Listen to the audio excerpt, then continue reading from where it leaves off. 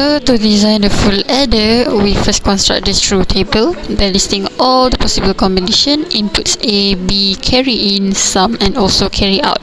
So next, based on the truth table, we're gonna do the K-map, and then simplify the Boolean expression to get the sum and also carry out.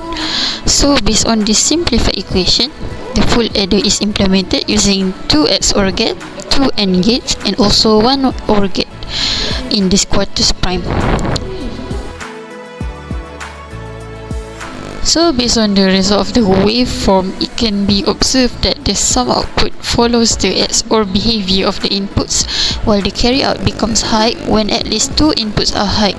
For every combination of A, B, and carry in, the outputs change correctly according to the truth table. So 4-bit ripple carry adder is basically a combination of 4 full adder. So in this, the operation depends on the control signal K. When K equal to 0, the circuit performs addition, so B is used as AS. When K equals to 1, the circuit performs subtraction by complementing B and setting the initial carry in to 1, effectively performing A minus P using 2's complement arithmetic. So this waveform confirms that the 4-bit ripple carry adder or subtractor works correctly for all input combination.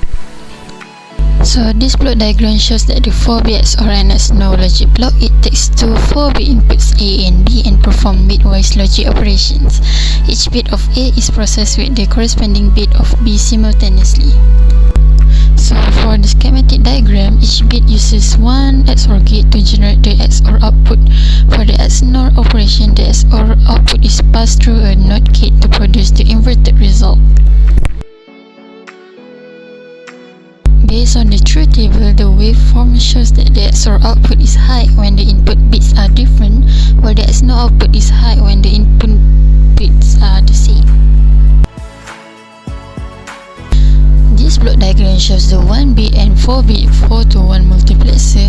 The 1-bit multiplexer selects one out of the 4 single-bit inputs based on the select lines S1 and S0. By using 4 1-bit multiplexer in parallel, a 4-bit 4-to-1 multiplexer is formed, allowing the simultaneous selection of 4-bit data using the same select signals.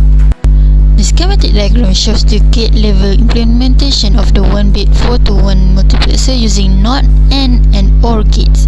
The 1-bit design is then replicated 4 times to construct the 4-bit 4-to-1 multiplexer.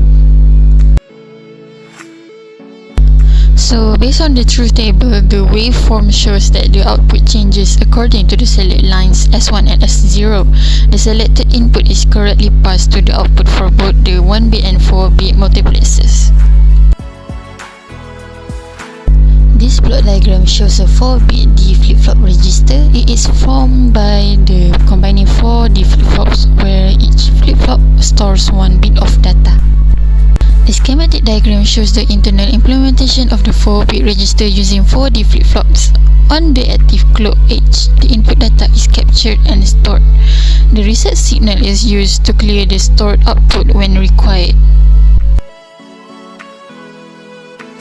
Based on the waveform, the output changes only on the clock edge while remaining stable between clock cycles. This confirms that the 4-bit D flip-flops register stores data synchronously and functions correctly.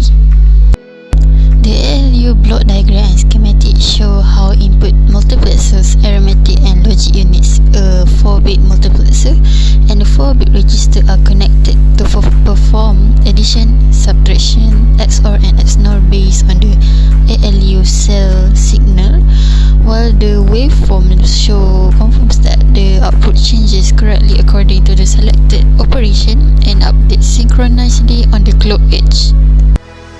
In conclusion, this project demonstrates the integration of multiple digital components to build a functional 4-bit ALU. It highlights how logic design, multiplexing, and sequential storage work together to create a stable and efficient digital system.